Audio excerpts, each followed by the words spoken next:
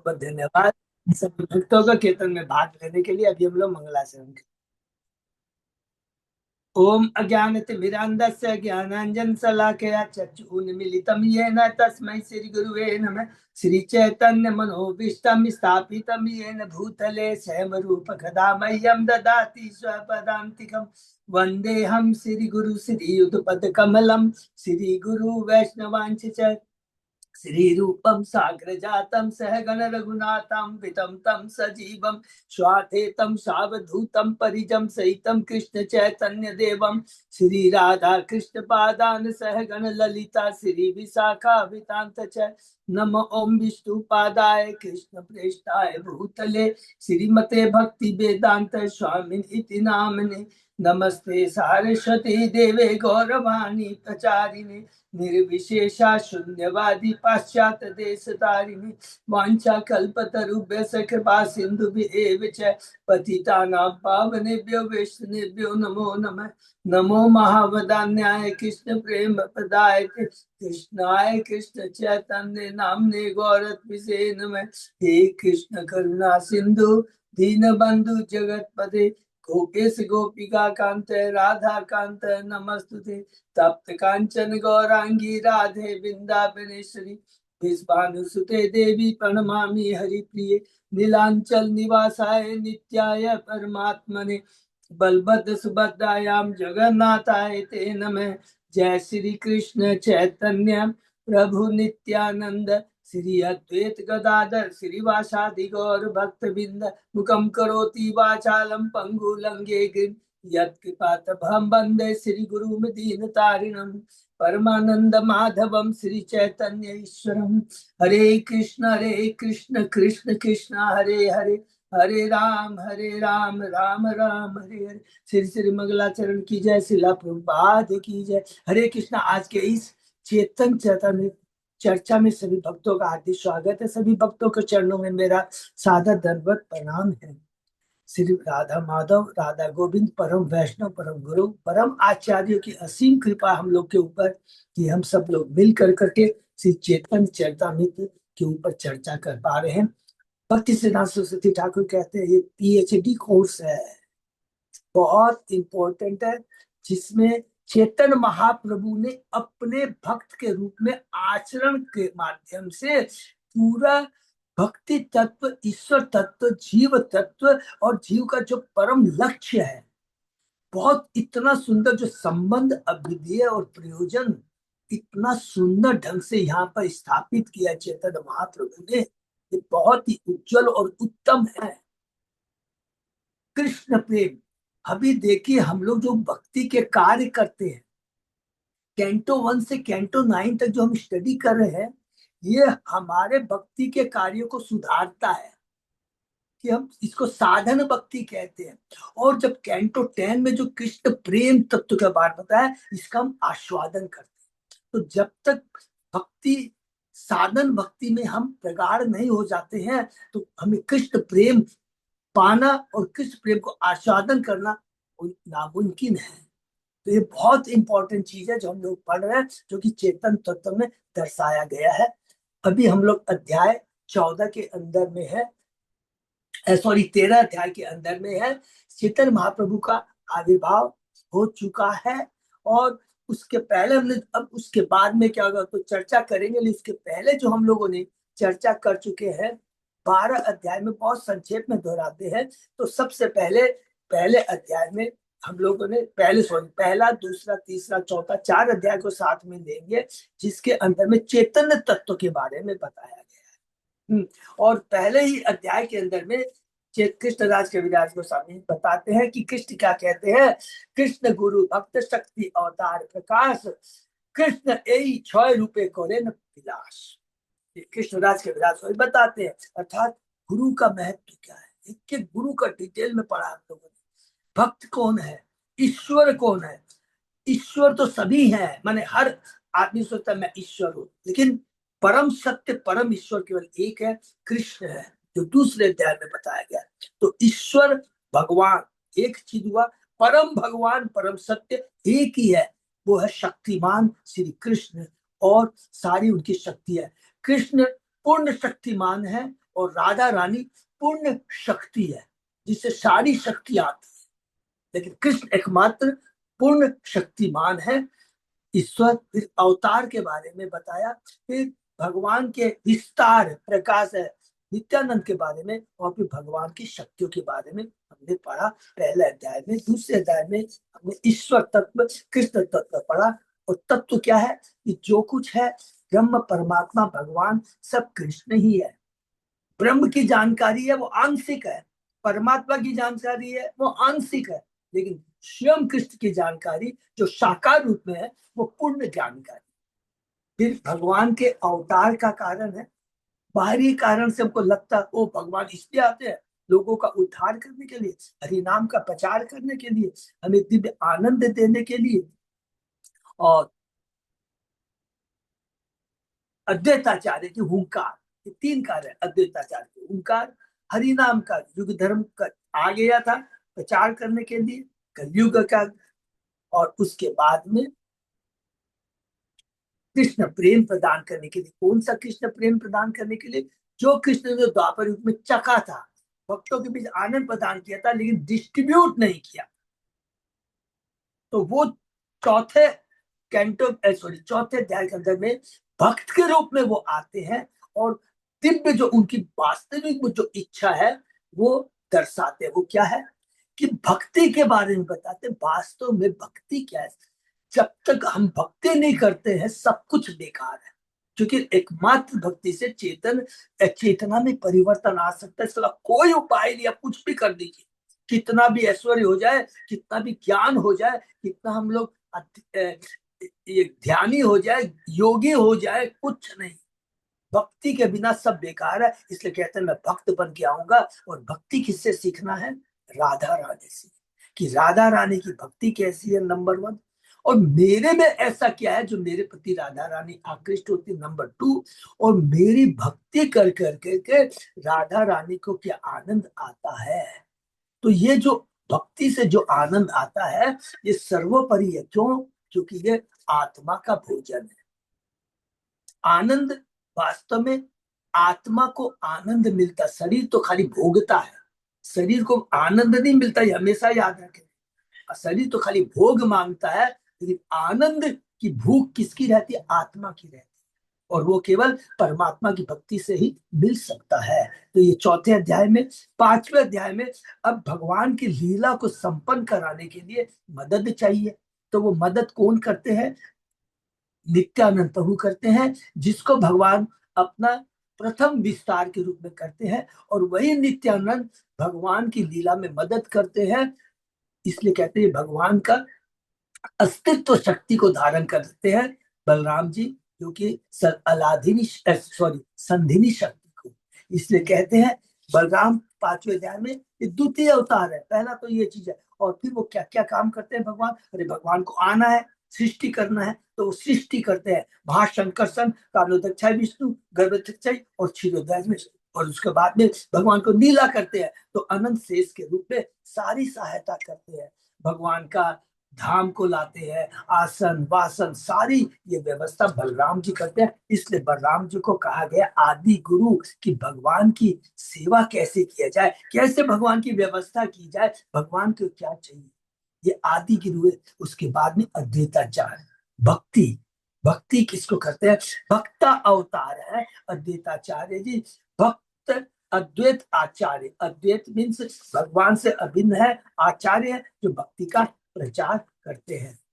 और इसमें सबसे इंपॉर्टेंट चीज फैक्टर क्या है? दोनों का जो भाव है, नित्यानंद का और अद्वैताचार्य का भाव क्या है? दास्य भाव है।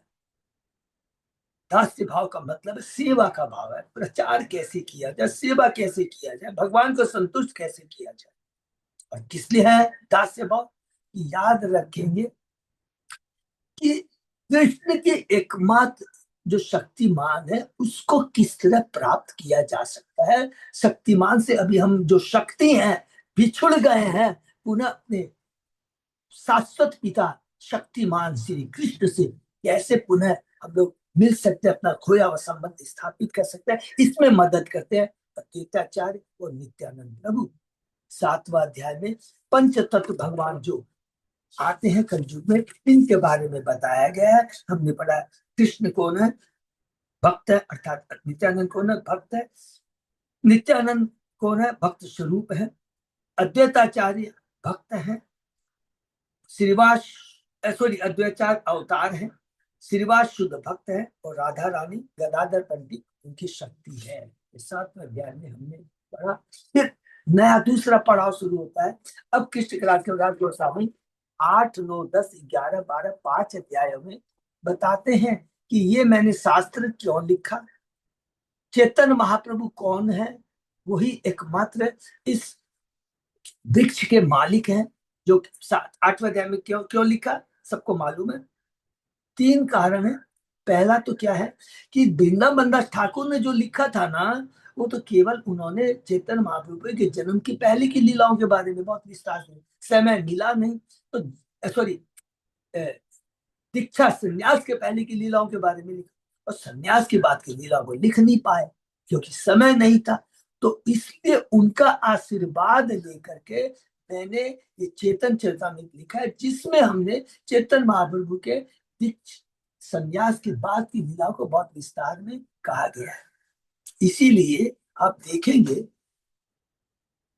आदि लीला जिसमें चेतन महाप्रभु के संन्यास की पहले की लीला है, उसमें केवल 17 अध्याय है।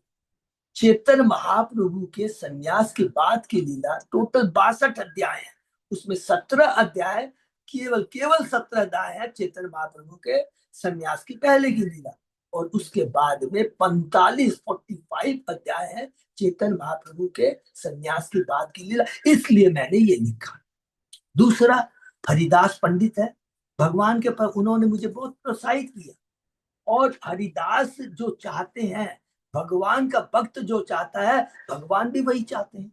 इसलिए भगवान ने मदन मोहन के रूप में अपने गले की माला उनको प्रदान की।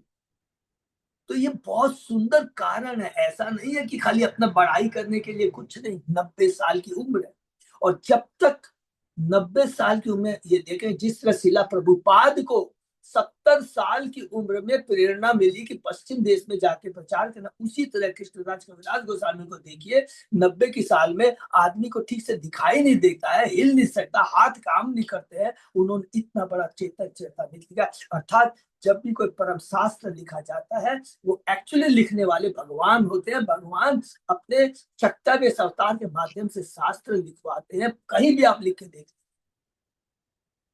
सर्वसचाम हृदय सन्निष्ठ मत स्मृति गानम पौनम है, कि मुझसे स्मृति ज्ञान विस्मृति आता है, स्वयं भगवान कहते हैं। तो ये हुआ कारण। फिर 90 अध्याय में चेतन महाप्रभु बड़े विनम्र भाव से कहते हैं, देखो ये मैं अकेला वृक्ष हूं, मैंने लगा तो दिया है, लेकिन इसको अपनी इच्छा रूपी सींच तो रहा हूं मैं, लेकिन मैं अकेला क्या क्या करूंगा। इसलिए हम लोगों को कितना इंपॉर्टेंट बात कहते हैं कि ये भारतवासी भारत भूमि पे जन्म दी हो जा, जन्म सार्थक को लिखो। ये बहुत इंपॉर्टेंट चीज है हमारे लिए। कि स्वयं चेतन बाबू कहते हैं कि अपने भारत भूमि में जन्म लिया है, बहुत भाग्यशाली है। कृष्ण भक्ति करके, कृष्ण का प्रचार करके हम अपने जीवन को धन्य बना सकते। उसके बाद में जो चेतन महाप्रभु ने जो इतना प्रचार किया, उसमें किन किन लोगों ने मदद की, उनका वर्णन है 10, 11, 12 अध्याय में। 10वें अध्याय में चेतन महाप्रभु की शाखाएं हैं, 3 हैं, बंगाल उड़ीसा की, जगन्नाथ की और बनारस की। उड़ीसा बंगाल में 90, जगन्नाथपुरी में 37 और बनारस में 3 है। डिटेल सबको मालूम है कि बंगाल की जो है उड़ीसा में श्रीवास ठाकुर से शुरू होती है, जगाई बगाई में खत्म होती है। जगन्नाथपुरी में बहुत विशेष विशेष सबको बाद में सार्वभौम प्रभु रामानंद राय, स्वरूप दामोदर, माइती की माधवी और स्वरूप दामोदर, ये माने 3 विशेष है जो जगन्नाथपुरी के। और उसके बाद में बनारस में 3 है, चंद्रशेखर आचार्य, तपन मिश्र, और तपन मिश्र के पुत्र है रघुनाथ भट्ट गोस्वामी। 11वें अध्याय में हमने नित्यानंद प्रभु की शाखाएं के बारे में पढ़ा। 76 स्टार्ट होती है किससे, वीरभद्र जो उनके पुत्र है, और अंत होती है वृंदावन दास ठाकुर से। और उसके बाद में हम लोगों ने गदाधर पंडित और अद्वैताचार्य की शाखाओं के बारे में पढ़ा, बहुत छोटी सी है। अद्वैताचार्य की 38 है और गदाधर पंडित की 33 है। अद्वैताचार्य के हमने देखा था 6 पुत्र हैं। जो 3 पुत्र हैं वो उनके चेतन महाप्रभु के पथ को मानते हैं, अच्युतानंद, कृष्ण मित्र और गोपाल दास। लेकिन जो 3 नहीं मानते हैं, पथ से विमुख हो जाते हैं, वो है बलराम, सुभद्र, उसको नकार देते हैं। और उसके बाद में हम लोगों ने पढ़ा कि गदाधर पंडित की भी शाखाएं हैं और वो है 33। इस प्रकार ये 11, 12, 13, सॉरी 10, 11, 12, 3 अध्याय खत्म होते हैं। ये दूसरा पड़ाव खत्म होता है। अब तीसरा अंतिम पड़ाव जो है आदि लीला का है। यहाँ से श्री चैतन्य महाप्रभु के आविर्भाव के बारे में हमने पढ़ा। तो आविर्भाव को तेरा ध्यान में करने के पहले कृष्णराज कविराज गोस्वामी ने पूरा संक्षेप में पूरा बता दिया है। पूरी चेतन चेतावृत्त के बारे में क्या बता दिया है कि भाई देखो 24 साल तक उपदेश शास्त्र में रहे, उसके बाद में जिसको हम लोग आदि लीला है, और उसके बाद में जो भी 24 साल है उसको शेष लीला कहते हैं। शेष लीला के 2 भाग हो गए, मध्य लीला और अंत लीला। मध्य लीला क्या है? चेतन महाप्रभु ने जो 6 साल तक पुरी में रह कर करके आना जाना किया। आना जाना ने कैसे कैसे किया? वो सबसे पहले गए दक्षिण भारत गए, फिर वापस आए पुरी, उसके बाद वृंदावन गए, और उसके बाद में 6 साल के बाद बोले अब मैं कहीं नहीं जाऊंगा, अब मेरे पास केवल 18 साल रह गए हैं। उसमें से 6 साल वो क्या करते थे, पुरी में ही रह करके बंगाल, उड़ीसा सबके भक्तों को बुलाते थे, रथ यात्रा महोत्सव बनाने थे। बहुत सुंदर सुंदर हम लोगों ने लीला सुनी। और लास्ट के जो 12 साल है, भगवान केवल गंभीरा में रहे और कृष्ण विरह, जो कि जब राधा रानी जो विरह में थी, कृष्ण के विरह में जब कृष्ण छोड़ के चले जाते हैं 11 साल के बाद में कृष्ण वृंदावन को, तो वो जो राधा रानी का विरह भाव है, वही भाव यहाँ पर चैतन्य महाप्रभु राधा रानी के भाव में और राधा रानी की कांति लेकर करके गंभीरा में उसका आस्वादन करते हैं। और ये सबसे उच्च कोटि का आनंद होता है। और एकदम बिल्कुल सही बात है कि जब एक माता अपने पति के वियोग में जो आनंद का अनुभव करती है, वियोग है लेकिन वो दिव्य दिव्य आनंद होता है। हर पल हर क्षण वो अपने पति को याद करती है कि कब आएगा विदेश से। वही भाव एकदम पूरा है राधा रानी का कृष्ण के प्रति। वही भाव गंभीरा में चैतन्य महाप्रभु प्रदर्शित करते हैं। किसी को नहीं रखते हैं कि 2 जन रहते हैं, स्वरूप दामोदर और रामानंद राय, ललिता और विशाखा। तो ये हमने पढ़ा पूरा करने के बाद में। और उसके बाद में कहते हैं कि सची माता, सची भगवान सबसे पहले क्या करते हैं, अपने सारे भक्तों को भेजते हैं, वरिष्ठ भक्तों को। श्री सची माता जगन्नाथ मिश्र, माधेंद्रपुरी, ईश्वरपुरी, अद्वैताचार्य, श्रीवास पंडित सबको भेजते हैं। और उसके बाद में हमने पढ़ा कि किस प्रकार उपेंद्र मिश्र के जो पुत्र हैं जगन्नाथ मिश्र, इनका ब्याह माता सची से होता है। और ये और कोई नहीं, नॉन डिफरेंट फ्रॉम वसुदेव देव की नंद यशोदा से भिन्न है। उसके बाद में हमने पढ़ा कि भगवान चैतन्य महाप्रभु के प्रकट के पहले जो उन्होंने पहले से किन किन को भेज दिया सब याद रखेंगे। अद्वैताचार्य को, बहुत इंपॉर्टेंट है, हरिदास ठाकुर अद्वैताचार्य सबको भेज दिया। अद्वैताचार्य हमेशा क्या करते थे, अपने घर में बुला कर कर करके भगवान की भक्ति करते थे। लेकिन अद्वैताचार्य ने देखा सब लोग इंद्र तृप्ति में फंसे हुए हैं, बहुत दुखी हो जाते हैं। शालिग्राम की वो पूजा करते हैं, जो कि हम लोगों ने पढ़ा था अध्याय 6 के अंदर में।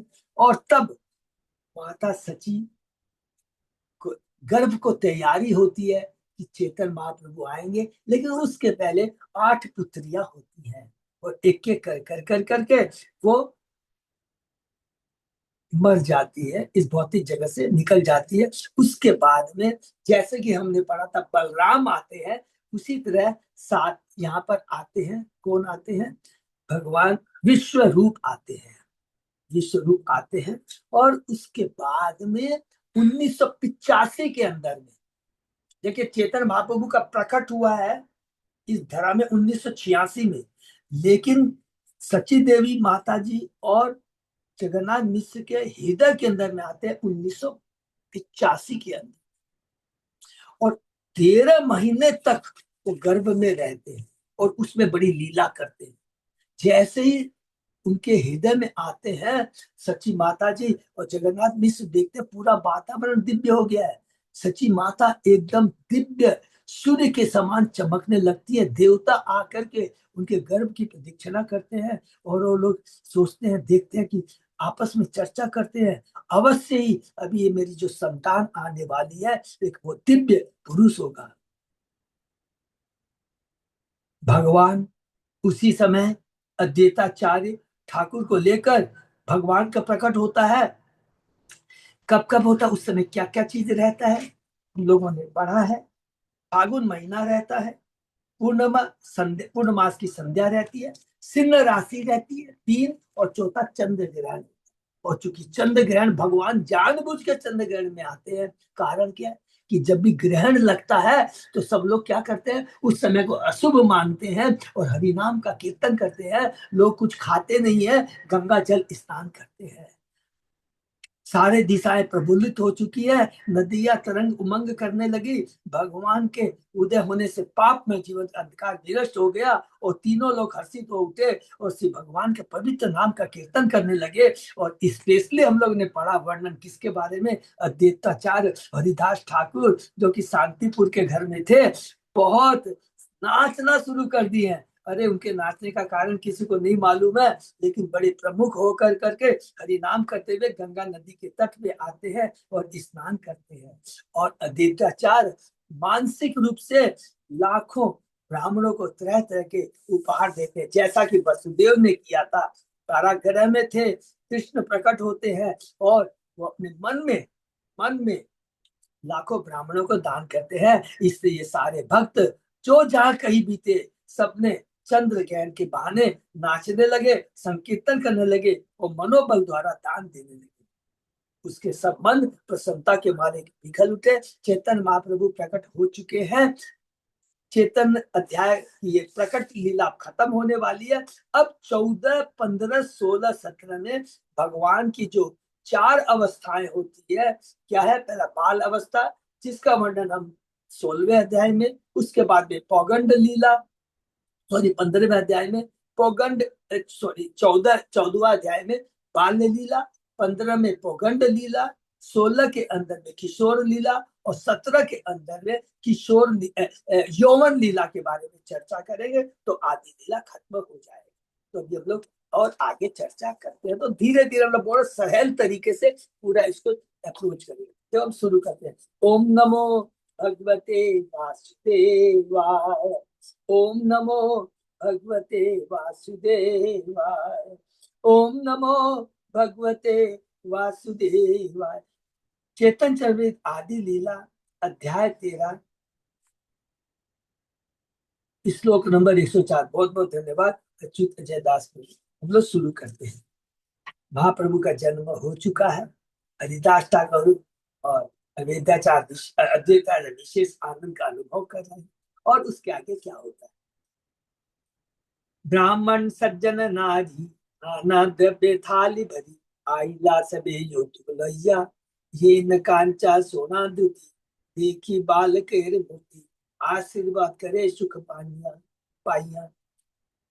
सभी कोटि के समान ही ब्राह्मण जनता स्त्री विविध उपहारों से भरी थालियां भेंट करके करने आई। सोने की तरह चमचमाते स्वरूप वाले नवजात शिशु को देखकर उन सबके उन्होंने अत्यंत प्रसन्नता का अनुभव करते हुए आशीर्वाद दिया। सोने की तरह चमकते स्वरूप वाले नवजात शिशु श्री भगवान श्री कृष्ण चेतन महाप्रभु हरि बोल। सावित्री गौरी सरस्वती सची रंभा अरुंधति, आर्य तो देव नारिगण, नाना द्रव्य पात भरी, ब्राह्मणी वेश धुरी, आशीषो करे दर्शन। समस्त देवी स्त्रियां, जिनमें ब्रह्मा जी, शिव भगवान, नरसिंह देव, राजा इंद्र तथा ऋषि वशिष्ठ की पत्नियां, स्वर्ग की प्रसार रंभा भी सम्मिलित थी। भगवान नरसिंह देव भी है, क्योंकि वो तो कृष्ण के अंश है, क्योंकि चेतन बाबू स्वयं कृष्ण है। ब्राह्मणियों का वेश धारण करके नाना प्रकार के उपहार लेकर वहां पर आई। जब चैतन्य महाप्रभु का जन्म हुआ तो पास पड़ोस की स्त्रियां उन्हें देखने आई, जिसमें अधिकांश ब्राह्मणों की पत्नियां थी। ब्राह्मण पत्नियों के वेश में ब्राह्मण पत्नियों के वेश में ही कौन कौन है? ब्रह्मा जी है, शिव जी है, आदि की पत्नियां भी नवजात शिशु को देखने आई। सामान्य लोगों ने उन्हें पड़ोस के आदरणीय ब्राह्मणों की पत्नी के रूप में देखा, लेकिन वास्तव में वे उस वेश में देवलोक की सती अपने रूप को चेंज कर कर करके देवताओं लोग की पति पत्नी, देवता और उनकी पत्नियां आती हैं। अंतरिक्ष देव गण गंधर्व सिद्ध चारण स्तुत नृत्य करे बात गीत नर्तक वादक भाट नवदीते जार नाट सबे आसी नाचे पाहित। बाई अंतरिक्ष में सारे देवता, जिसमें गंधर्व सिद्ध लोक चारण लोक के निवासी सम्मिलित थे, स्तुति करने लगे और गीत गाकर तथा ढोल बजाकर नाचने लगे। इसी प्रकार नवदीप नगरी में सारे पेशेवर नर्तक गायक तथा भाटकर एकत्र होकर अत्यंत प्रसन्नता के मारे नाचने लगे।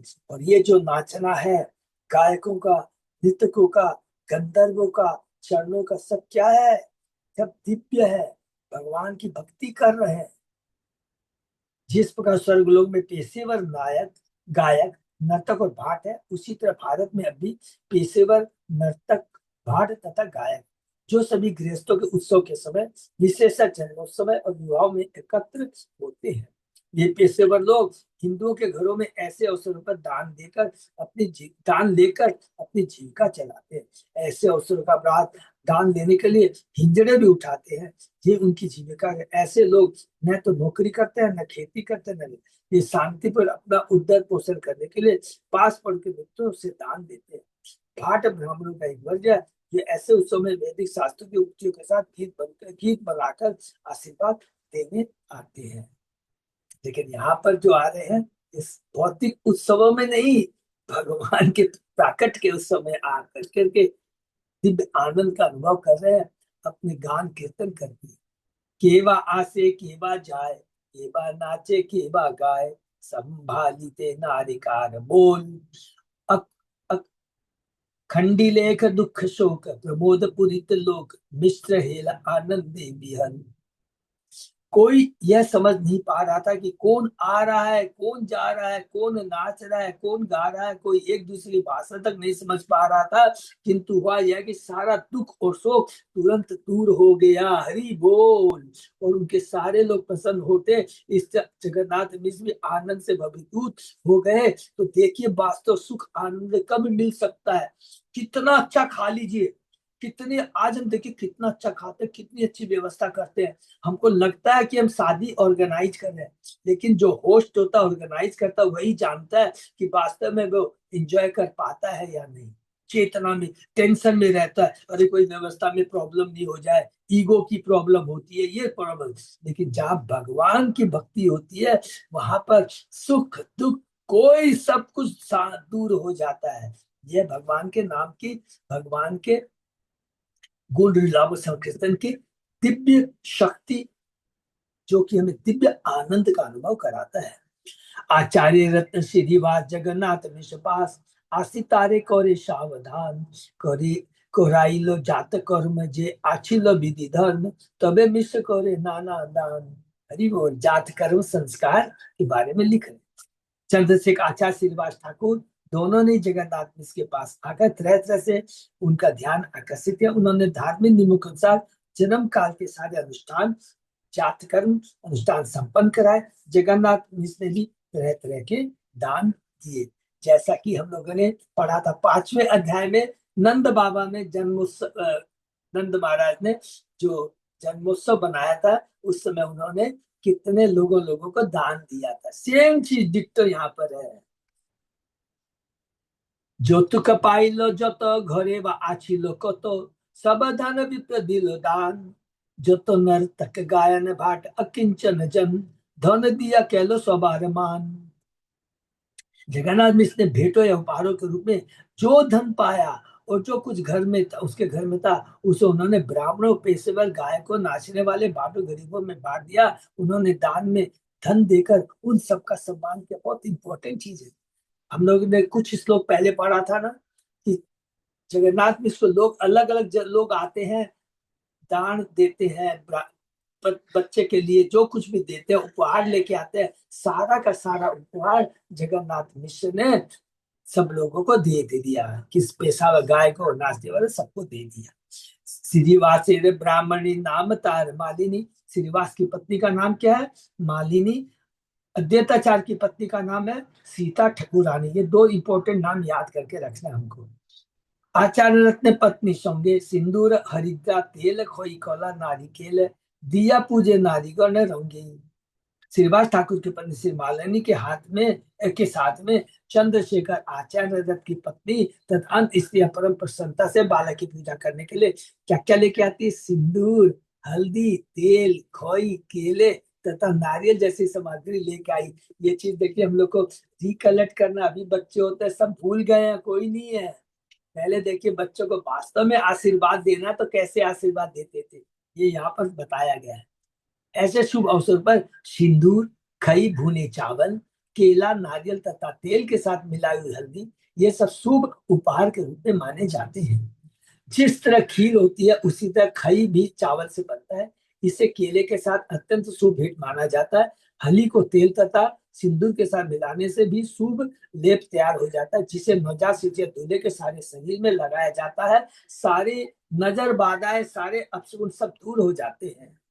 पारिवारिक कार्य के लिए सारे शुभ कर्म है। हम देखते हैं कि 500 वर्ष पूर्व श्री चैतन्य बाबू के जन्म के समय सारे उत्सव दृढ़ता पर मनाए जाते थे, किंतु वर्तमान समय ये अनुष्ठान विरले ही संपन्न, बहुत रेयरली संपन्न किए जाते हैं। सामान्यतः गर्भवती माता को अस्पताल भेज दिया जाता है और जो ही शिशु जन्म ले लेता है तो उसे प्रतिरोधी द्रव से नहलाया जाता है और उसकी सारी क्रियाएं समाप्त हो जाती है। यही सारी क्रियाएं समाप्त हो जाती है। अद्वैत आचार्य भार्या जगत पूजिता आर्य तार नाम सीता ठकुरानी। हरि बोल। आचार्य आज्ञा पाह गेल उपार लौला देखित बालक शिरोमणि। सीता ठकुरानी देखित बालक शिरोमणि। श्री चैतन्य महाप्रभु के जन्म के एक दिन बाद अद्वैताचार्य की पत्नी सीता देवी, याद रखना है अद्वैताचार्य बहुत पहले जन्म लिए। किसके समकालीन है? सबको याद है ना? माधेंद्रपुरी के समकालीन है, तो बहुत एजेड है। चेतन महाप्रभु के गुरु है ईश्वरपुरी, ईश्वरपुरी के गुरु है माधवेंद्रपुरी, और माधवेंद्रपुरी के समकालीन कौन है? अद्वैताचार्य। माने बहुत बड़े हैं। आप समझ लीजिए उम्र के साथ देखे तो चेतन महाप्रभु के ग्रैंड फादर के हिसाब से ना, तो माँ सीता ठाकुरानी भी बहुत एजेड होगी। ये सब चीज याद है। तो चेतन भाव के जन्म के एक दिन बाद अद्वैताचार्य की पत्नी सीता देवी, जो जगत भर के लिए पूज्य है, अपने पति से आज्ञा लेकर और अपने साथ रहते कि बेटे उपहार लेकर उस सर्वश्रेष्ठ बालक को देखने आई। ऐसा प्रतीत होता कि अद्वैताचार्य के दो भिन्न मकान थे, एक शांतिपुर में, दूसरा नवदीप में। जब श्री चैतन्य महाप्रभु का आविर्भाव हुआ तब अद्वैत अपने नवदीप वाले मकान में नहीं रह रहे थे, अपितु शांतिपुर वाले मकान में थे, जो कि अभी हमने 4 श्लोक पहले देखा है कि अद्वैताचार्य और हरिदास ठाकुर अपने शांतिपुर के मकान में, चेतन महाप्रभु का जन्म हो चुका है, देखने देखा भी नहीं है, मालूम भी नहीं है, कि नाच रहे हैं, कूद रहे हैं, क्योंकि आभास हो गया कि मेरे प्रभु आ चुके हैं। मैंने जो शालिग्राम की पूजा तुलसी और गंगा जल से की थी वो सार्थक हो गई है, मेरे प्रभु आ गए हैं। अतः जैसा कि पहले इस तो पैतृक में कहा जा चुका है, सीता देवी अद्वैताचार्य के पुराने पैतृक मकान जालय से नवजात शिशु चेतन बाबू को भेंट देने के लिए नवदीप आई। सुवर्ण कौड़ी उली रत्न मुद्रा पाशुदी सुवर्ण अंगद कंगन कंकण दु बाहुते दिव्य शंकर रजतेर मलभक्त स्वर्ण मुत्र नाना हार गण। वे अपने साथ अनेक प्रकार के सोने के आभूषण लाई थी, जिसमें हाथ के कंगन, बाजूबंद हार तथा पांव की पायल थी। व्याघ्र नक हेम जड़ी कटी पट्ट सूत्र डोरी हस्त पदेर जत आभरण चित्र वर्ण पट्ट साड़ी बुनी फोतो पट्ट पाड़ी स्वर्ण रोप्य मुद्रा बहु धन। उसमें सोने के जड़े, भगने रेशमी कमरबंद, हाथों और पांव के आभूषण, सुंदर छपी रेशमी साड़ियां तथा रेशम की ही बनी बच्चे की पोशाक भी थी। साथ ही सोने चांदी के सिक्कों समेत अन्य द्रव्य भी बालक को न्यौछावर किए गए। अद्वैताचार्य की पत्नी सीता देवी ठाकुरानी द्वारा प्रदत्त भेंटों से लगता है कि उस समय अद्वैत बहुत संपन्न व्यक्ति थे। समाज में अत्यधिक ब्राह्मण धनी नहीं होते, किंतु अद्वैताचार्य शांति के ब्राह्मणों के अगुवा होने के कारण पर्याप्त संपन्न थे। अतः उन्होंने बालक चैतन्य को अनेक आभूषण भेंट में दिए। किंतु कमलाकांत विश्वास ने जगन्नाथपुरी के राजा महाराज प्रताप से अद्वैताचार्य का ऋण चुकाने के लिए जो 300 रुपये मांगे थे, उससे सूचित हो गए इतना संपन्न होते भी ऐसे व्यक्ति के लिए जो अनेक मूल्यवान आभूषण साड़ियां आदि भेंट में दे सकता था, 300 रुपये का ऋण चुका पाना कठिन था। अतः उस समय रुपये का मूल्य आज के मूल्य से हजारों गुना अधिक था। आज न तो किसी को 300 रुपये का ऋण अदा करना खलता है, नहीं सामान्य व्यक्ति इतना धन जुटा पाता है कि अपने मित्र के पुत्र को इतने मूल्यवान आभूषण भेंट में दे सके। संभवतया उस समय के 300 मूल्यों का मूल्य आज से 3000 रुपयों से बराबर रहा होगा। तो ये जस्ट यहाँ पर प्रभुपाद जी अपने टिप्पणी के अंदर में कहते, तो ये भी एक बहुत बड़ी लीला है। बहुत बड़ी लीला है। इसको हम लोग पढ़ेंगे। और अभी हमने पढ़ा है ना, कमलापति के बारे में पढ़ा है कि चेतन अद्वैताचार्य ने ऋण लिया था प्रताप से। और चेतन बाबा वो बहुत क्रोधित हो जाते, अरे मेरा भगवान का परम भक्त मेरा अवतार है, वो ऋणी कैसे हो सकता है। तो ये बहुत तत्व ज्ञान की लीला, इसको हम लोग चर्चा करेंगे। ध्रुवा धान्य घोरोचन हरिद्रा कुमकुन चंदन, मंगल द्रव्य पात्र भारिया, वस्त्र गुप्त दोला चौड़ी, सौंगे लवा दासी छेड़ी, वस्त्रालंकार पिटारी भुरिया। सीता ठाकुरानी पर्दे से ढकी पालकी में चढ़कर और दासियों को साथ लेकर जगन्नाथ मिश्र के घर, बहुत एजेड है ना, पैदल नहीं चल सकती है, इसलिए वो पालकी में चलकर आती है जगन्नाथ के घर। ये अपने साथ अनेक मंगल द्रव्य यथा दुर्वा धान गोरोचन हल्दी कुमकुम एवं चंदन लाई थी। ये सारी भेंटें एक बड़ी पिटारी में भरी हुई थी। इस श्लोक में वस्त्र गुप्त दोला शब्द अत्यंत महत्वपूर्ण। कलकत्ता में 50-60 वर्ष पूर्व भी सभी आदरणीय महिलाएं 4 व्यक्तियों द्वारा उठाई जाने वाली पालकी में चढ़कर निकटवर्ती स्थान को जाया करती। दोनों कारण भी है, जो बहुत रहीशी होती थी और एक उम्र का तगादा था। यह पालकी सूती कपड़े से ढकी होती थी, जिससे रास्ते में जाते समय आदरणीय महिलाएं दिखाई न पड़ी। उच्च कुल की महिलाओं को सामान्य लोग देख नहीं सकते थे, माने बड़े घर की। यह प्रथा दूरस्थ स्थानों में अभी भी प्रचलित है। अशुद्ध पशिया संस्कृत शब्द ऐसी आदरणीय महिला को सूचित करता है जिसे सूर्य भी नहीं देख सकता। पूर्वी संस्कृति में यह प्रथा अत्यधिक प्रचलित थी और हिंदू तथा मुस्लिम इसका कठोरता से पालन करती थी। हमें अपने बचपन का वास्तविक अनुभव है कि हमारी माता अपने पड़ोस में निबंधन पर भी पैदल नहीं जाती थी, या तो गाड़ी पर चढ़कर या 4 व्यक्तियों तक ले जाने वाली पालकी पर चढ़कर जाती थी। तो ये शिला प्रभुपाद ने कहा कि जो सभ्य समाज की बड़ी भक्तन होती थी, बड़े चरित्रवान और बड़ी गुणवान होती थी, उनके बारे में बताया था, जो स्वयं प्रभुपाद जी कह रहे हैं। यही प्रथा आज से 500 वर्ष पूर्व भी दृढ़ता से लागू थी और अद्वैताचार्य की पत्नी ने आदरणीय महिला होने के कारण उस सामाजिक परिवेश के नियमों का पालन किया। भक्ष भोक्ष उपहार संगे लोइल बहुबार, सचिगृह होलो उपनित, देखिया बालक ठाम साक्षात गोकुल कान, वर्ण मात्र देखी विपरीत। जब सीता ठाकुरानी अपने साथ अनेक खाने की वस्तुएं, वस्त्र तथा अन्य उपहार लेकर सची देवी के घर आई तो वे नवजात शिशु को देखकर चकित हुई, क्योंकि उन्हें लगा कि यह शिशु साक्षात गोकुल के कृष्ण है, केवल रंग का अंतर है। क्योंकि बहुत उच्च कोटि की चेतना है सीता ठाकुरानी की, नेचुरली होना है। किसके भक्त, किसकी पत्नी है? अद्वैताचार्य, जो भगवान के अवतार, अद्वैताचार्य भगवान के अवतार है, उनकी पत्नी है, दिव्य है, कोई साधारण नहीं। पेटोरी पेटारी एक बड़ी डलिया है जिसे एक बांस के दोनों छोरों पर लटका कर कंधे के ऊपर रखकर उठा लिया जाता है। जो व्यक्ति इस पेटारी को ले जाता है वह भारी कहलाता है। सामान तथा बंडल ले जाने की प्रथा आज भी अन्य पूर्वी देशों में चालू है। हमने अब भी जकार्ता इंडोनेशिया में इसका प्रचलन देखा है। हरि बोल। सर्व अंग सुनिर्माण सुवर्ण प्रतिमा भान, सर्व अंग सुलक्षणमय, बाल के दिव्य ज्योति देखी, पायल बहुत प्रीति, वात्सल्य एते द्रविल हृदय। बालक के दिव्य शारीरिक तेज, शुभ लक्षणों से युक्त सुगंधित सुगठित अंगों तथा स्वर्ण जैसे स्वरूप को देखकर सीता ठाकुरानी अत्यधिक प्रसन्न थी और अपने मातृ स्नेह का उन्हें लग रहा था मानो उसका हृदय द्रवित हो उठा। भगवान है और भगवान के भक्त का आकर्षण होना स्वाभाविक है। दुर्वा धान्य दिल सिर से केलु बहु आशीषे, चिरजीवी हो व दुई भाई, डाकिनी शांकिनी होते, शंका उपजिल चिते, डरे नाम तुइल निमाई। हरि बोल।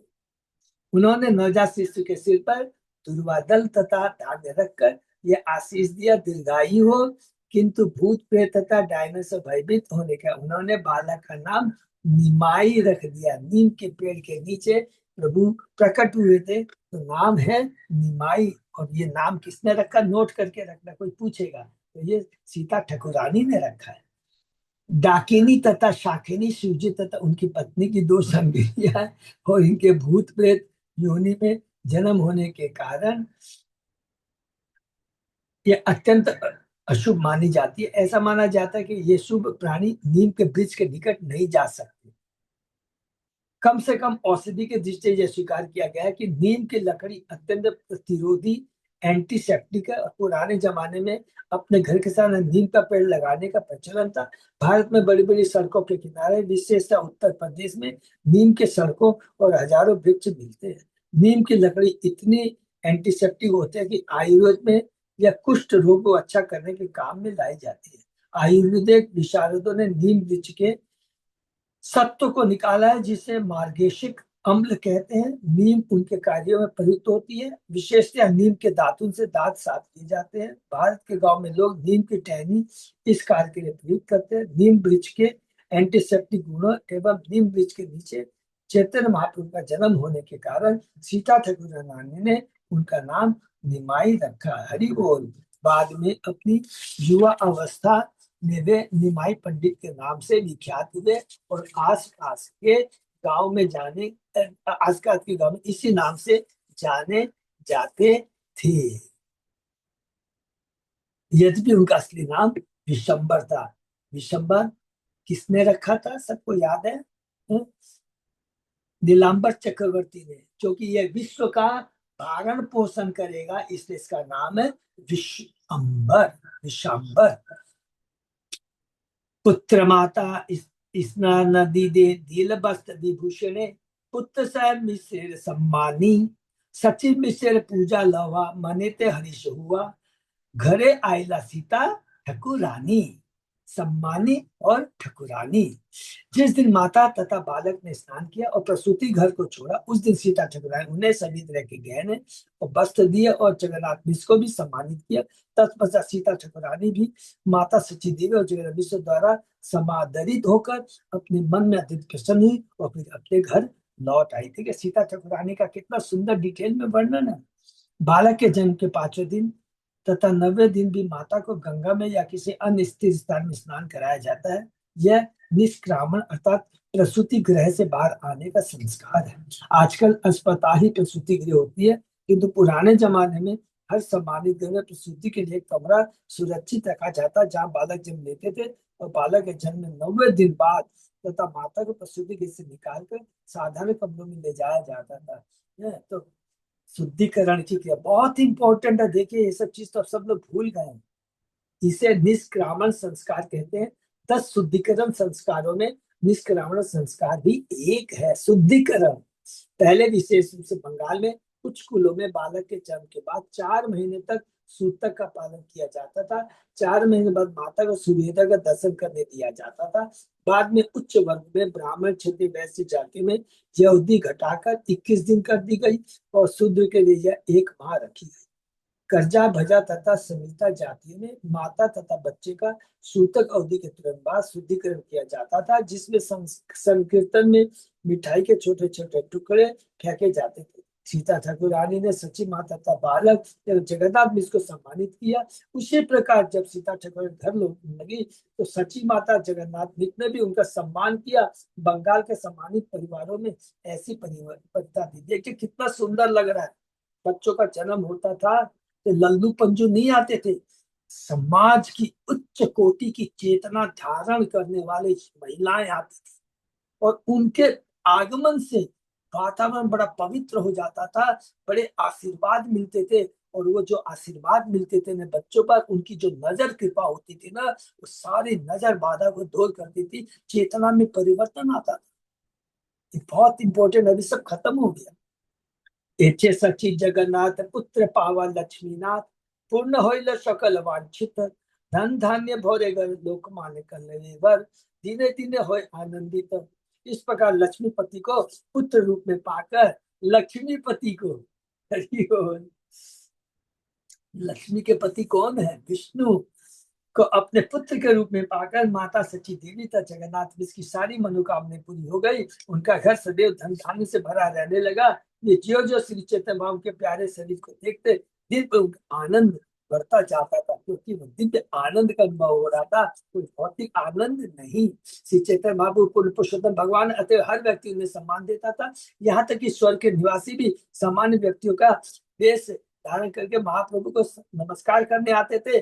उनके पिता माता जगन्नाथ मिश्र सची देवी अपने दिव्य पुरुष का आदर देखकर मन ही मन पुलकित होते रहते थे। हरि बोल। मिश्र वैष्णव शांत अलंपट शुद्ध दांत, धन भोगे नाही अभिमान, उत्तर प्रभावे जत धन आसी मिले तत, विष्णु प्रीत द्विजय देन दान। जगन्नाथ मिश्र एक आदर्श वैष्णव थे। वे शांत इंद्रपित्ति में संयमित शुद्ध तथा सन्यासी थे। अतः उनमें भौतिक ऐश्वर्य भोगने की कोई इच्छा नहीं थी। अरे जहाँ भगवान घर में है, भौतिक इच्छा तो दूर दूर की बात है। भौतिक इच्छा की सोच भी नहीं सकते। जहां हम भगवान की भक्ति करेंगे, भक्तों का संग करेंगे, आप देखेंगे नेचुरल उस समय हम असेसमेंट करेंगे, भौतिक इच्छाएं बहुत कम हो जाती है। भौतिक वार्तालाप में कोई इंटरेस्ट नहीं रह जाता है। ये हरिनाम की शक्ति, भक्तों का संग करने की का प्रभाव है।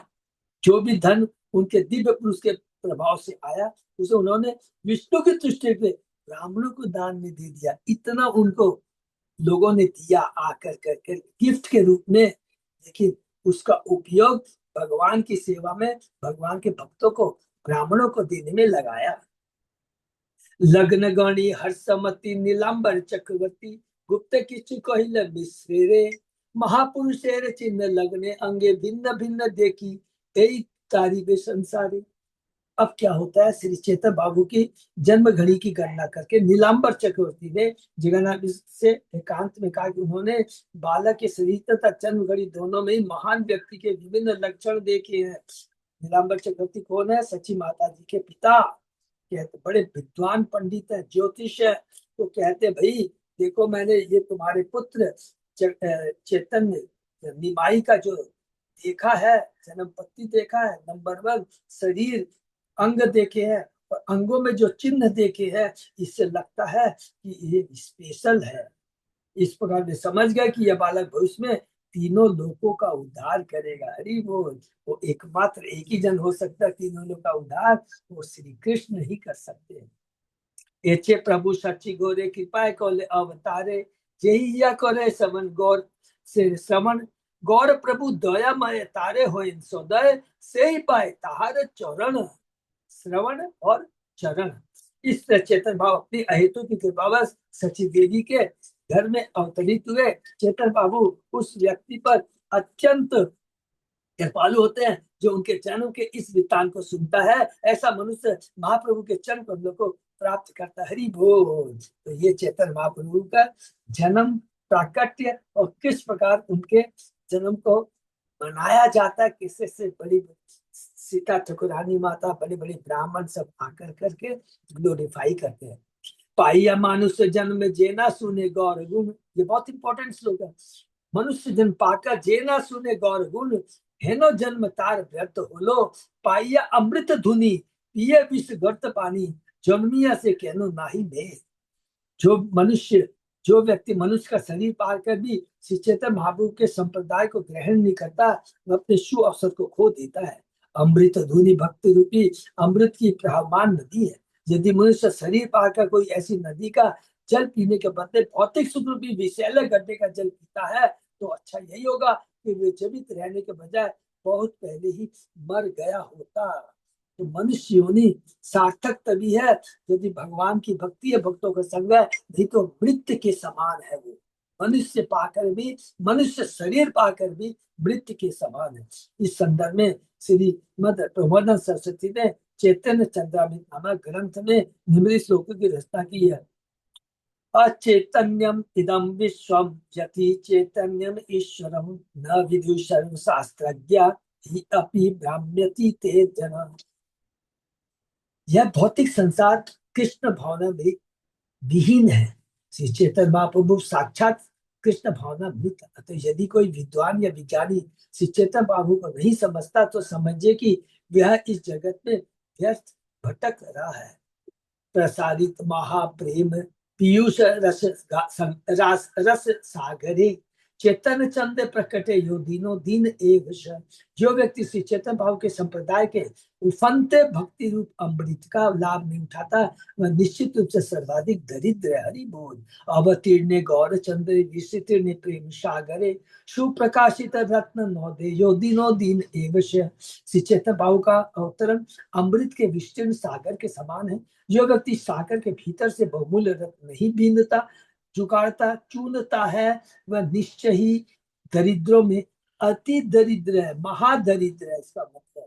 इसी प्रकार श्रीमद् भागवत में कहा गया कैंटो 2 के अंदर में तीसरे अध्याय के 19, 20, 23 श्लोक में कहा गया, स्विट विरा उष्ट खरे संतुत पुरुष पशु न यत कर्म पतो पेते जातु नाम गदा गदाग्रज विलेवतो रुक उक्रमम मानये न श्रृण्वतः कर्णपुटे नरस्य जीवास्ति दार्दुकी केव सूत न च उपगायति उर्गायकाता जीवन सव भागवतम जीवन सवो भागवतम अकिरण रेणु न जातु मर्त्यो अभिलभेत यस्तु श्री विष्णु पद्या मनुजस्तु लक्ष्या श्वसन शवो यस्तु न वेद गंधम। जिस व्यक्ति का कृष्ण भावना से कोई संबंध नहीं है, वह तथाकथित मानव समाज में कितना ही महान पुरुष क्यों न हो, वस्तुतः एक बड़े पशु से अधिक कुछ नहीं है। ऐसे बड़े बड़े पशुओं की प्रशंसा सामान्यतः कुत्ते, सुअर, ऊंट तथा गधे जैसे पशु अन्य पशु करते हैं। जो व्यक्ति अपने कानों से पूर्ण पुस्तक भगवान के विषय में श्रवण नहीं करता, उसके कान के छेद किसी खेत में बने बिल के समान मानने चाहिए। यद्यपि ऐसे पुरुष की जीभ होती है, किंतु यह उस मेढक की जीभ के समान होती है जो व्यर्थ ही टर टर की आवाज कर करके मृत्यु में सांप को आमंत्रित करती है। इसी तरह जो व्यक्ति न तो भगवान महान भक्तों के चरण धूलि से लाभ उठाता है, न ही भगवान के चरण पर चढ़ी तुलसी की पत्तियों को सूंघता है, उसे जीवित होते हुए ही मृत समझना चाहिए। कैंटो 2 में बहुत सुंदर ये सुखदेव को बहुत सुंदर ये है भगवान की भक्ति के बारे में, भक्तों की महत्ता के बारे में बताया गया है। श्रीमद् भागवत में अन्यत्र कहा गया है, निवृत्त तर से रूप गीयमानाद भव औषधात स्रोत मनो अभिरामात का उत्तम श्लोक गुणानुवादात पुमान विरजेत बिना पशु घनात। बहुत इंपॉर्टेंट श्लोक है। जीव या आत्मा के हत्यारों को छोड़कर ऐसा कौन है जो पूर्ण पुरुषोत्तम भगवान की महिमा का श्रवण नहीं करना चाहेगा। ऐसी महिमा का आनंद इस भौतिक जगत के कलमश से मुक्त पुरुषों द्वारा ही भोगा जाता है। अर्थात जो तीनों गुणों से भक्ति के प्रति आसक्त है, भौतिक जगत के प्रति अनासक्त है, वही इस का आनंद ले सकते हैं। इसी प्रकार से भागवत में अन्यत्र कहा गया है, जो कि भगवान कपिल देव माता उति को कहते हैं, न तीर्थ पद सेवाए जीवन अपनी मृतो ही है। यद्यपि मनुष्य जीवन प्रतीत होता है, किंतु यदि वह महान भक्त चरण की सेवा नहीं करता तो उसे मृतक ही समझना चाहिए। वो मनुष्य जीवन होते हुए भी पशु के समान है, मृत के समान है। श्री चैतन्य नित्यानंद आचार्य अद्वैत चंद्र स्वरूप रूप रघुनाथ दास, यह सब और श्री चरण सीधे बंदी निज धन, जन्म लीला गाइलो कृष्ण दास। हरि बोल। या कंक्लूजन कहते हैं, मैंने श्री कृष्ण कविराज गोस्वामी ने श्री चैतन्य महाप्रभु, नित्यानंद प्रभु, अद्वैताचार्य स्वरूप दामोदर रूप गोस्वामी, रघुनाथ दास गोस्वामी के चरण कमलों को अपनी संपत्ति समझकर अपने सिर पर धारण करके श्री चैतन्य भाव के आविर्भाव का वर्णन किया। हरि बोल। कितना सुंदर ये कंक्लूजन है। कृष्णदास कविराज गोस्वामी श्री चैतन्य महाप्रभु, नित्यानंद, अद्वैत रूप, रूप दामोदर, रूप गोस्वामी, रघुनाथ दास उनके अनुगामियों की वो मानते हैं। जो भी कविराज गोस्वामी के चिन्हों का अनुसरण करता है वह भी उपर्युक्त प्रभुओं के चरण कमलों को अपनी निजी संपत्ति मानता है। भौतिकता व्यक्ति के लिए भौतिक संपत्ति ऐश्वर्य केवल माया है, वस्तुतः ये संपत्ति नहीं बल्कि बंधन है। हरि बोल। भौतिक जगत के भोग द्वारा बद्धजीव वर्तमान भोग के लिए ऋणी होकर अधिकाधिक उज्जता चाहता है। दुर्भाग्यवश बद्धजीव उस संपत्ति को जिसके लिए वह ऋणी है उसे वह अपनी मानता है और ऐसी संपत्ति को अर्जित करने में व्यस्त रहता है। क्योंकि एक भक्त ऐसी संपत्ति को असली न मानकर भौतिक जगत का बंधन मानता है। यदि किसी भक्त पर भगवान कृष्ण अत्यधिक प्रसन्न हो जाते हैं तो उसकी सारी भौतिक संपत्ति छीन लेते हैं। जैसा कि भगवद गीता के 10वें कैंटो के 28वें 8वें श्लोक में भगवान कृष्ण कहते हैं, यस्याहम अनुग्रहामि हरिष्य तत् धनम शनि। भक्त पर विशेष कृपा दिखाने के लिए मैं उसकी सारी भौतिक संपत्ति छीन लेता हूँ। इसी प्रकार नरोत्तम दास ठाकुर कहते हैं, धन मोर नित्यानंद, राधा कृष्ण श्री चरण से ही मोर प्राण धन। तो वास्तविक धन क्या है? भगवान की भक्ति, भक्तों का संग, भगवान के नाम गुरु का श्रवण के ये असली धन है। बाकी तो क्या है? बंधन है। मेरा असली धन तो नित्यानंद प्रभु तथा सीता राधा और कृष्ण के चरण कमल है। वे और आगे कहते हैं, प्रभु मुझे ऐश्वर्य प्रदान करे, मैं तो आपके चरण कमलों को अपनी संपत्ति के रूप में चाहता हूँ और कुछ भी नहीं चाहता। श्री नरोत्तम दास ठाकुर ने कई स्थानों पर कहा है कि उनकी असली संपत्ति तो राधा तथा कृष्ण के चरण कमल है। दुर्भाग्यवश हम लोग नकली संपत्ति में रुचि दिखाते हैं और अपनी असली संपत्ति को ध्यान नहीं देते। अधने यतन करिधन त्याग। कभी कभी स्मार्ट लोग रघुनाथ दास गोस्वामी को शुद्र मानते हैं, तो कृष्णदास कविराज गोस्वामी यहाँ विशेष रूप से उल्लेख करते हैं, स्वरूप रूप रघुनाथ दास। जो व्यक्ति रघुनाथ दास के चरण कमलों को जाति से संपत संपत संपत समस्त विभागों से परे मानता है, वह आध्यात्मिक आनंद पाता है। इस प्रकार श्री चैतन्य चैतन्य आनंद लीला के 13वें अध्याय का भक्ति ग्रंथ पूर्ण हुआ, जिसमें श्री चैतन्य भाव के अवतरण का वर्णन हुआ। हरि बोल। तो यहाँ पर हम लोग विराम देते हैं।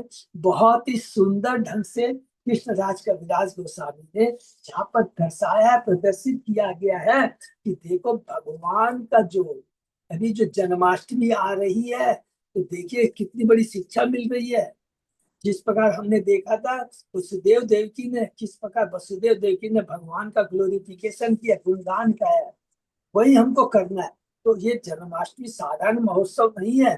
भक्तों के संग में मिलकर जितना हम चैतन्य महाप्रभु के जन्म के बारे में और उनकी लीलाओं के बारे में श्रवण कीर्तन करेंगे, वही असली संपत्ति है। उससे क्या होगा? कृष्ण के प्रति, कृष्ण के चरणों के प्रति, कृष्ण के भक्तों के प्रति आकर्षण पैदा होगा, आसक्ति पैदा होगी, और नकली चीजों के प्रति, जो कि ये भौतिक ऐश्वर्य संपत्ति है, उसके प्रति अनासक्ति पैदा होगी। और यही जीवन का लक्ष्य है। अदरवाइज क्लियर लिख दिया है, अगर हम भौतिक आसक्ति रखते हैं ये बंधन का कारण है, और यदि हम भगवान की भक्ति करते हैं, भक्तों का संग करते हैं, तो ये दिव्य आनंद प्रदान करने वाला है। डिसीजन हमारे ऊपर। हरे कृष्ण। तो आज हम लोगों ने चेतन महाप्रभु के अवतरण के बारे में बहुत सुंदर पढ़ा, लेकिन जो समाप्ति जो की है कृष्णराज का राज गोस्वामी ने, पूरा तत्व उसको मैं बता दिया। नहीं तुम लोग सिंपली पढ़ ले जाते हैं, अच्छा 1486 में जन्म हुआ था, ऐसे ऐसे हुआ था, खरा। लेकिन इस जन्म लीला को श्रवण करने से क्या लाभ होता है, क्या हमारी आध्यात्मिक चेतना में परिवर्तन आता है, ये कृष्णराज कविराज गोस्वामी ने अपने अंतिम श्लोकों में हमारी आंखें खोल दी। ये साधारण नहीं है, ये बहुत दिव्य है। इसको बड़े ध्यान से इसका हमें आस्वादन देना चाहिए। हरे कृष्णा। विराम। अब नेक्स्ट हम लोग, जन्म हो चुका है, अब 14, 15, 16 श्लोक बहुत सीक्वेंस में हम लोग जा रहे हैं। अब भगवान की जन्म लीला माने 1 से 5 साल की लीला सुनेंगे 14वें अध्याय में, 6 से 10 15वें अध्याय में, 11 से जो भी ले लेंगे जो कि किशोर लीला है 11 से 15, और उसके बाद में यौवन लीला वो लास्ट 17वें अध्याय में श्रवण करेंगे। तो बाल लीला में सबको समझ में आ गया होगा, 1 मिनट लगेगा। बहुत सुंदर सुंदर लीला करते हैं जो कृष्ण करते थे, हैं? बहुत सुंदर सुंदर आ गया। भगवान भी मट्टी खाएंगे वहां पर, जैसे कृष्ण ने मट्टी खाई थी, हैं? बहुत सुंदर सुंदर लीला। चोर आते हैं चुरा के ले जाते हैं चेतन बाबा, अलग अलग लीला। फिर उसके बाद में थोड़े से बड़े होंगे तो प्रभु जी हमारे महाप्रभु प्रकांड पंडित है, खुद पढ़ते हैं और पढ़ाएंगे, बहुत सुंदर है। और लक्ष्मी प्रिया से ब्याह करेंगे, और उसके बाद में थोड़ा सा और बड़े होंगे तो बांग्लादेश जाएंगे, प्रचार करेंगे, हैं? और उसके बाद में लास्ट में किशोर जिला में आ कर करके बहुत सीरियस हो जाएंगे, हैं? ईश्वरपुरी से दीक्षा लेंगे, सीरियस हो जाएंगे और संन्यास ले लेंगे। उसके बाद में मध्य लीला में प्रवेश कर जाएंगे। तो बहुत सुंदर सीक्वेंस है, हम लोग एक एक करके चले। हरे कृष्णा, यहीं पे गिरा। हरे कृष्ण प्रभु। हाँ प्रभु। अच्छा, श्लोक नंबर 105 थोड़ा देखिए, उसका श्लोकार्थ में थोड़ा हमको एक पूछना था। 1 सेकंड प्रभु, मैं निकाल लेता। हाँ, 105। एक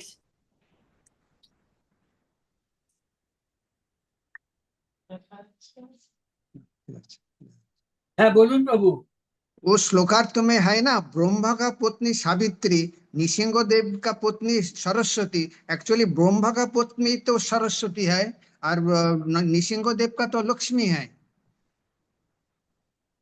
1 सेकंड में पढ़ लेता हूँ। तात्पर्य में पढ़ रहा है क्या? हाँ, श्लोकार्थ में, हाँ बराबर, तात्पर्य में। समस्त देवी स्त्रियां जिनमें ब्रह्मा जी, शिव जी, भगवान नरसिंहदेव, राजा इंद्र तथा ऋषि वशिष्ठ की पत्नियां एवं स्वर्ग की अप्सरा रंभा भी सम्मिलित थी, ब्राह्मणियों का वेश धारण करके नाना प्रकार के बार देखा। वो 105 प्रभु, 105। मैं भी 105 ही पढ़ रहा हूँ प्रभु, हाँ हाँ। 105 ही पढ़ रहा हूँ। श्लोक पढ़े। सावित्री को सरस्वती श्लोक का नहीं, श्लोकार्थ ही पढ़िए, तात्पर्य पढ़िए। हाँ। जब चेतन महाप्रभु का जन्म हुआ तो पास पड़ोसी से उन्हें देखने आई, जिसमें अधिकांश ब्राह्मणों की पत्नियां थी। ब्राह्मण पतियों के वेश में आदि की पत्नियां भी नवराज शिशु को देखने आई। सामान्य लोगों ने उन्हें पड़ोस के आधुनिक ब्राह्मणों की पत्नियों के रूप में देखा, लेकिन वास्तव में वे उस वेश में देवलोक की अनुवाद प्रभु, प्रभु अनुवाद देखिए, श्लोकार्थ में देखिए। ओ श्लोकार्थ में, अच्छा श्लोकार्थ में, अच्छा। ब्राह्मण की पत्नी सावित्री, ठीक है। ब्रह्मा की पत्नी सावित्री, शिव जी की पत्नी गौरी, सरस्वती भगवान नरसिंहदेव की पत्नी सरस्वती। लेकिन इधर ही डाउट है, ब्रह्मा का पत्नी सरस्वती है, हाँ ब्रह्मा जी, और निसंगदेव का पत्नी लक्ष्मी है। हाँ यही थोड़ा हमको थोड़ा कंफ्यूजन हुआ। हो सकता प्रभु देखिए गलत तो नहीं है, क्योंकि विश्वनाथ कविराज गोस्वामी कहेगा। यही चीज मेरे ख्याल से अरुण प्रभु ने भी एक बार पूछा था, सबको याद है ना, अरुण प्रभु ने भी पूछा था, है? लेकिन ये चीज तो हम लोगों ने नहीं पढ़ा है कि देखिए कई बार क्या होता है ना, अलग अलग नाम होते हैं, है? कई बार आप बोलेंगे तो नरसिंहदेव की पत्नी का भी नाम सरस्वती होगा, और हो सकता है कि वो ब्रह्मा जी की जो पत्नी है वो नहीं हो, है? तो कुछ भी हो सकता है। अपने मन से हम लोग कमेंट नहीं करेंगे, पूछ के बताएंगे, ठीक है ना। हरे कृष्ण प्रभु जी, सदर प्रणाम। कोথাও तो कहाँ है, कहीं पे देखा है जे ब्रह्मा का बेटी है सरस्वती?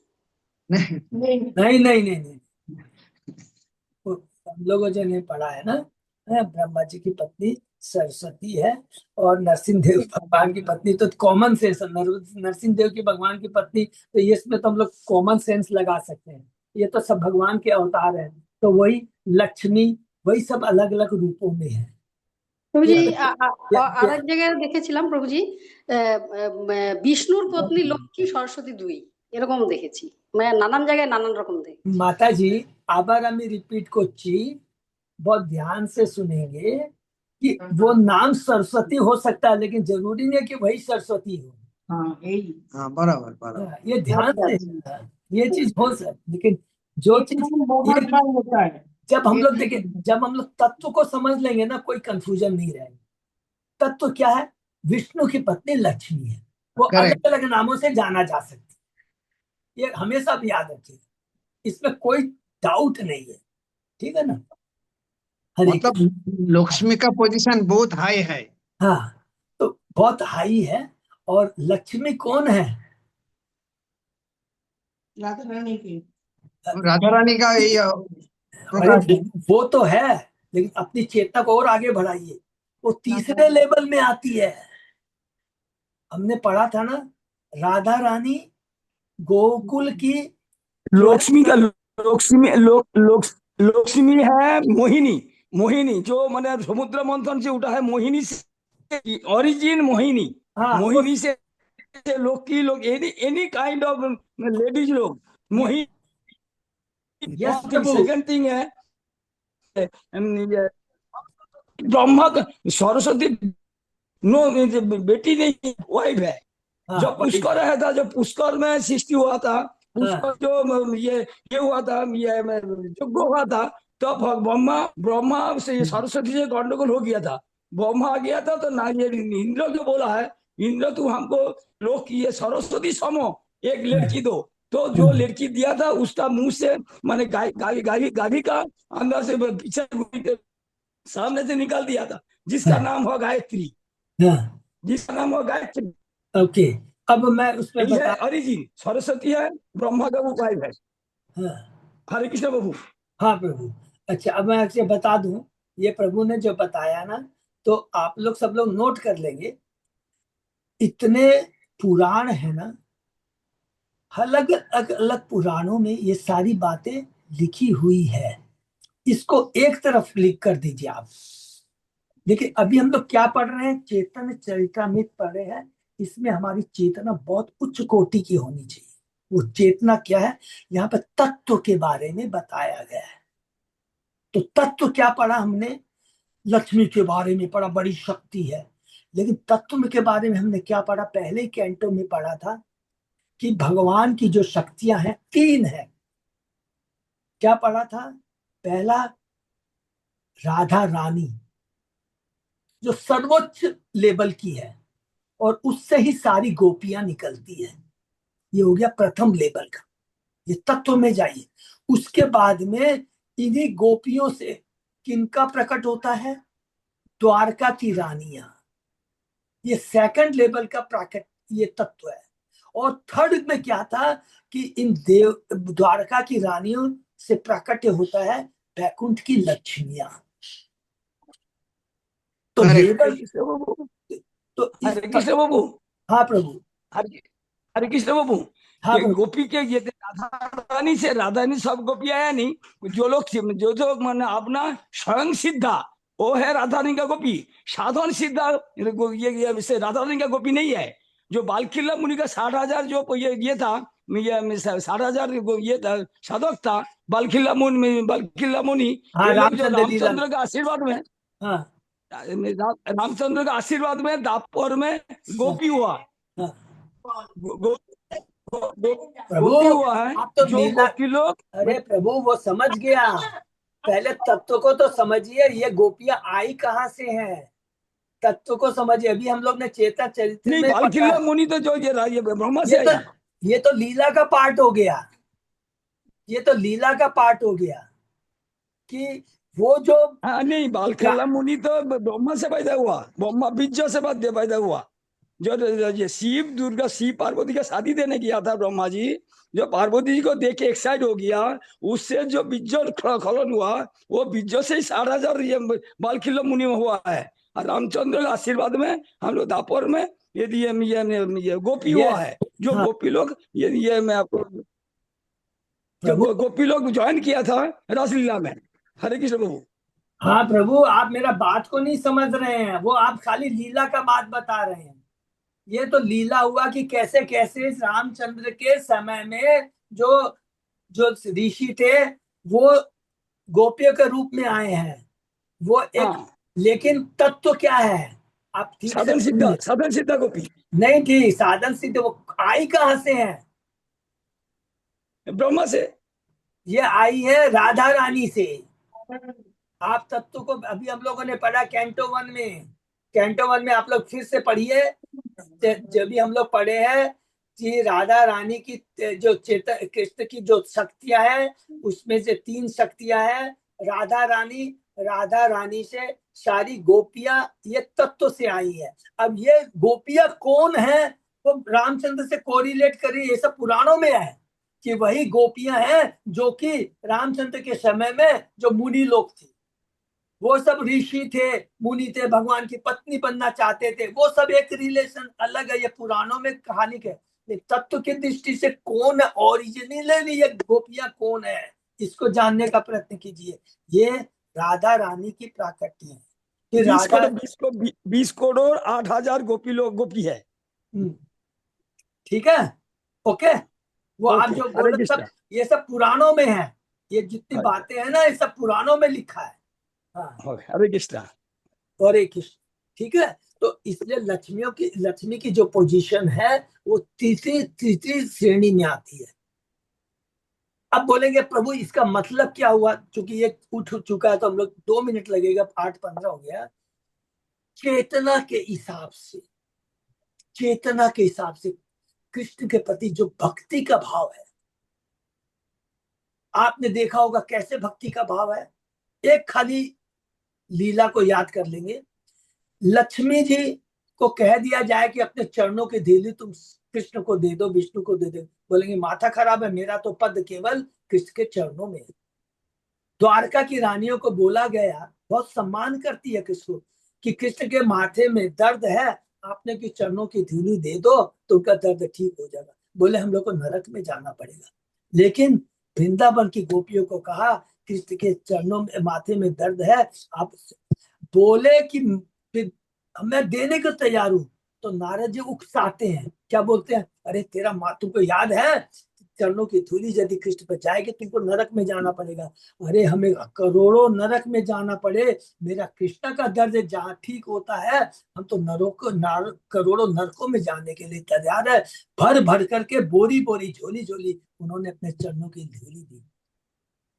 अब चीज समझिए, कृष्ण तो इतना आसान नहीं है। ये सब अपनी लीला है, कौन कैसे आया क्या किया, ये पुराण में ये अलग है, अलग अलग पुराणों में अलग अलग आपको लीलाएं सुनने मिलेगी, सब सही है।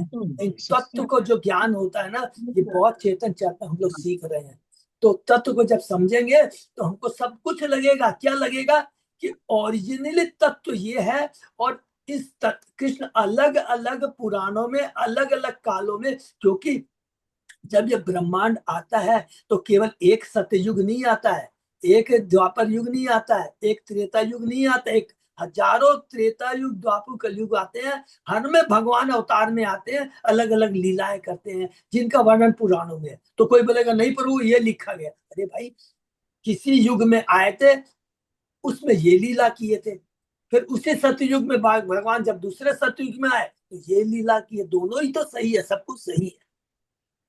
तो तत्व से इसको मिक्स नहीं करना है, ठीक है ना प्रभु। हरे कल्प कल्प अलग अलग है। कल्प अलग अलग है, यस।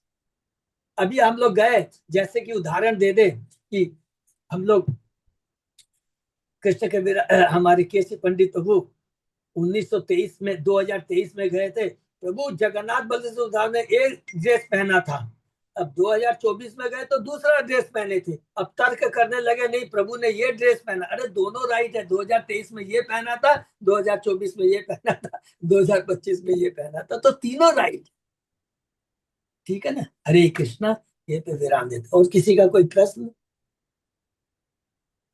बहुत बहुत धन्यवाद सबको, बहुत सुंदर है ये हम लोगों ने चर्चा कर पा रहे हैं। और हमारे अच्युत दास प्रभु कोई अनाउंसमेंट है प्रभु? अनाउंसमेंट प्रभु बस वही है, कल जन्माष्टमी और परसों श्री कल प्रभुपाद जी। परसों प्रभुपाद है। फिर सब लोगों को प्लीज, हम लोगों ने अभी जो पढ़ा है बहुत अच्छा गुणगान करना है। और लॉन्ग टूर के लिए प्रभु थोड़ा वो जो था ना फॉर्म फिलअप करना था, वो थोड़ा मैंने कल चेक किया, जगन्नाथ ग्रुप में केवल 3 जन ने फिलअप किया है, वो दिया है। तो थोड़ा सा आप सब लोग फिलअप कर दीजिएगा, श्री संगीता माता जी सब लोग जो जा रहे हैं। कोई भी कंफ्यूजन है, बहुत इजी है, तो हमारे अच्युत दास प्रभु से पूछ सकते हैं, ठीक है ना। फॉर्म जरूर फिल, 17 तारीख लास्ट डेट है, प्लीज हाँ सब लोग फिलअप कर दीजिएगा। मेरे से तो हो ही नहीं रहा है प्रभु जी, वो कैसे फिल होगा, ना तो फुल रैली ना हो रहा है। वो फॉर्म आप निकाल लीजिए माता जी, निकाल कर सिंपली उसमें नाम पूछेगा, ये फिलअप करते जाइए, अपने आप ही आपसे मांगता रहेगा और उसके बाद में सबमिट कर दीजिए, हो जाएगा। अगर नहीं होता है तो अच्युत जयदास प्रभु थोड़ा आप कष्ट करेंगे करवा दूं। हाँ, तो प्रभु आपके ब्याह में फिलअप कर देंगे, कोई प्रॉब्लम नहीं, ठीक है ना। हरि बोल। तो सबका एक जन ले सकते हैं प्रभु, अकेले तो प्रभु को मैं कितना कितना जिम्मेदारी दूं, बहुत ले लेंगे, तो नहीं, हम किसी पूछे थे प्रभु से, हमको समझ में नहीं आया क्यों, हम पूछे थे। कोई बात नहीं माता जी, आप चिंता मत कीजिए हाँ? तो आज नहीं तो आज ही बात तो फिर वो समझ लेंगे आपसे हम, ठीक है आज पूछेंगे। हाँ, पूछ लेंगे, बहुत इजी है हाँ? हो जाएगा। खाली वो फॉर्म को निकाल के रखिएगा, जो दिया गया है ना हमारे व्हाट्सएप ग्रुप में, उसको निकाल के रखिएगा, प्रभु भी निकाल के रखेंगे तो फटाफट फिलअप करवा दें, ठीक है ना। अरे ये जरूरी है, थोड़ा कर लेंगे, नहीं तो क्या है ना, हम लोग बद्रीनाथ इसका धाम फॉर्म कैसे भेज दीजिए ना प्रभु, फिर ऊपर चला गया, फिर ढूंढना पड़ेगा कौन सा फॉर्म वापस, आप ठीक है। फिर से वापस भेज प्रभु दीजिए। अच्युत प्रभु, अच्युत थोड़ा रिपोस्ट कर देंगे माता जी को, आपको हाँ, परेशान वैसे कर- कोर कमेटी में आया हुआ है, ज्यादा ऊपर नहीं है कोर कमेटी में। फिर भी रिपोस्ट कर देंगे, कोई बात नहीं, ठीक है ना। हरे कृष्णा, यही पर विराम देते, सब भक्तों को बहुत बहुत धन्यवाद, हरि बोल। हरे कृष्ण, सादर दंडवत प्रणाम प्रभु। हरे कृष्ण, सारे प्रणाम। हरि बोल।